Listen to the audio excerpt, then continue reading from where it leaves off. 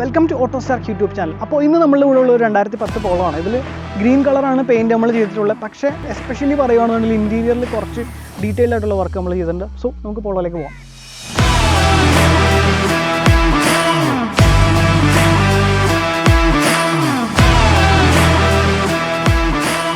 ഈ പോളോയിൽ നമ്മൾ ചെയ്തിട്ടുള്ള പീ ലേബിൾ പെയിൻ്റ് ആണ്. ഓട്ടോസ്റ്റാർക്കിൻ്റെ ബിഗിനിങ്ങിൽ നമ്മൾ 2-3 വണ്ടികളിൽ പീ ലേബിൾ പെയിൻറ്റ് ട്രൈ ചെയ്തിട്ടുണ്ടായിരുന്നു.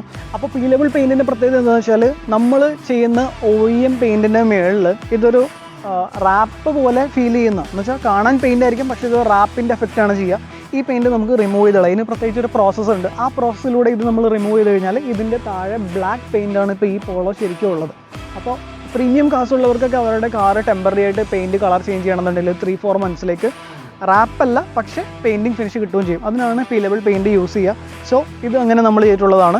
പിന്നെ ഇതിനകത്ത് ചെയ്തിട്ടുള്ള മെട്രിക്സ് ഹെഡ്ലൈറ്റ്സ് ആണ് ചെയ്തിട്ടുള്ളത്. അതിൻ്റെ കൂടെ തന്നെ GTA ഗ്രില്ലും GTA ബമ്പേഴ്സും ചെയ്തിട്ടുണ്ട്. സെയിം GTA കിറ്റിൽ വരുന്ന സാധനങ്ങളാണ്. സൈഡ് സ്കേർട്ടിങ്ങും പിന്നെ റിയർ ബമ്പർ നമ്മൾ ചേഞ്ച് ചെയ്തിട്ടുണ്ട്. പിന്നെ നമ്മളിതിൽ 17 ഇഞ്ച് റോട്ടിഫോം അലോയ്സ് ചെയ്തിട്ടുണ്ട്. ടയർ അപ്ഗ്രേഡ് ചെയ്തിട്ടുണ്ട്, പക്ഷേ എന്നാലും അത് ഫെൻഡറിലൊന്നും ടച്ച് ചെയ്യുന്നില്ല. നമ്മൾ പല കണ്ടീഷനിൽ ഓടിച്ച് നോക്കി. പിന്നെ എസ്പെഷ്യലി പറയുകയാണെന്നുണ്ടെങ്കിൽ ഇനിയുള്ളത് ഇൻറ്റീരിയറിൽ തന്നെയാണ്. ഇൻറ്റീരിയേഴ്സ് നമ്മൾ കംപ്ലീറ്റ്ലി ബ്ലാക്ക് ചെയ്തിട്ടുണ്ട്. അത് കൂടാതെ എടുത്ത് പറയുകയാണെന്നുണ്ടെങ്കിൽ ഈ സീറ്റ് ഡിസൈൻ നിങ്ങൾക്ക് പല സ്ഥലത്തും ഫെമിലിയർ ആയിരിക്കും. കാരണം ഇത് ആസ്റ്റൺ മാർട്ടിൻ ഇൻസ്പയർഡ് സീറ്റ്സ് ആണ് നമ്മൾ ചെയ്തിട്ടുള്ളത്. ഇതിൽ സെൻറ്റർ പോർഷൻ അൽക്കണ്ടാറ ലെതറും ഈ സൈഡ് പോർഷൻസ് എല്ലാം ഒറിജിനൽ ജെനുവിൻ ലെതറുമാണ് ചെയ്തിട്ടുള്ളത്. സെയിം ഈ ബ്ലാക്ക് തന്നെയാണ് ഫുള്ള് റൂഫിലും ചെയ്തിട്ടുണ്ട്, ഫ്ലോറും ചെയ്തിട്ടുണ്ട്. അതുകൂടാതെ സാധാരണ ഡോർ പാഡ്സ് ഒക്കെ വരുന്നതെല്ലാം വേറെ ഡ്യുവൽ ടോണിലാണ് പോളോ വരെ. അത് കംപ്ലീറ്റ്ലി നമ്മൾ ബ്ലാക്ക് ഫോമിലേക്ക് ചേഞ്ച് ചെയ്തു. പിന്നെ എടുത്ത് പറയുകയാണെന്നുണ്ടെങ്കിൽ സ്റ്റിയറിംഗ് വീൽ ഇതിൽ കാർബൺ ഫൈബർ ടച്ചുള്ള സ്റ്റിയറിംഗ് വീലാണ്. അതിൻ്റെ ഷേപ്പിൽ തന്നെ പല വ്യത്യാസമുണ്ട്. കാണാൻ മാത്രമല്ല, ഇത് ഹോൾഡ് ചെയ്യാനും ഡ്രൈവ് ചെയ്യുമ്പോൾ അത് ഭയങ്കര കംഫർട്ടാണ്. You should really test drive it once. എന്നാലാണ് ഈ സ്റ്റിയറിംഗിൻ്റെ ഇമ്പോർട്ടൻസ് നമുക്ക് മനസ്സിലാവുള്ളൂ.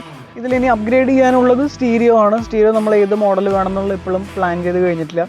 അതും ഒരു ഡിഫറെൻറ്റ് ടൈപ്പ് ആയിരിക്കും എന്ന് വിചാരിക്കണം. സ്പീക്കേഴ്സ് ഓൾറെഡി ആൽപൈൻ സ്റ്റാറിന് നമ്മൾ അപ്ഗ്രേഡ് ചെയ്തിട്ടുണ്ട്. എനിക്കിതിൽ പിന്നെ ഏറ്റവും ഇഷ്ടപ്പെട്ടായിരുന്നു, ഇതിൽ നമ്മൾ ഫ്ലോർ ലൈറ്റ്സ് ചെയ്തിട്ടുണ്ട് RGB. അപ്പോൾ നോർമലി ചെയ്യുന്ന നോർമൽ ലൈറ്റ്സ് ആദ്യം പ്ലാൻ ചെയ്യുന്നുണ്ടെങ്കിലും പിന്നീടാണ് ആപ്ലിക്കേഷൻ ഉള്ള ടൈപ്പിലോട്ട് മാറ്റണം എന്ന് വിചാരിച്ച്. ഇതിൽ പല കസ്റ്റം ഓപ്ഷൻ വരുന്നുണ്ട്. RGB ഉണ്ട്, മോഡ് ഉണ്ട്, കസ്റ്റം ചെയ്യാം, മ്യൂസിക്കിനനുസരിച്ച് വർക്ക് ചെയ്യുന്ന രീതിയിൽ ചെയ്യാം. ഇതെല്ലാം ഫുൾ ഓപ്ഷൻസ് ആണ്. ഇത് ഫുള്ള് ഇതുവരെ ട്രൈ ചെയ്ത് നോക്കാൻ പോലും പറ്റിയിട്ടില്ല. മ്യൂസിക്കിനകത്ത് 255 ഓപ്ഷൻസും കസ്റ്റം മോഡിനകത്ത് 210 ഓപ്ഷൻസ് ഒക്കെയാണ് വരിക. ഇത് RGB കോമ്പിനേഷനും അതിൻ്റെ മൂവ്മെൻറ്റുമാണ് ഇതിനകത്ത് നമ്മൾ ഹാൻഡിൽ ചെയ്യുക. അപ്പോൾ ഇതൊക്കെയാണ് ഓട്ടോസ്റ്റാർക്കിലെ പോളോയുടെ വിശേഷങ്ങൾ. ഈ വണ്ടിക്ക് ഒരു പ്രത്യേകതയുണ്ട്. ഇതിൻ്റെ ഓണറിന് പല പ്രീമിയം കാർസ് ഉണ്ട്, ആളിപ്പോൾ പല വണ്ടികളും യൂസ് ചെയ്യുന്നുണ്ട്. പക്ഷേ ഇത് അദ്ദേഹത്തിൻ്റെ ആദ്യത്തെ പോളോ ആണ്. സോ അതിൽ പല സ്ഥലത്തും ആളുടേതായ കുറച്ച് സ്പെസിഫിക് ടച്ച് കാര്യങ്ങൾ ചെയ്തിട്ടുണ്ട്.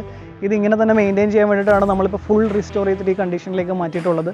സോ ഇതുപോലെ മറ്റൊരു വീഡിയോ ആയിട്ട് അടുത്ത എപ്പിസോഡിൽ കാണാം.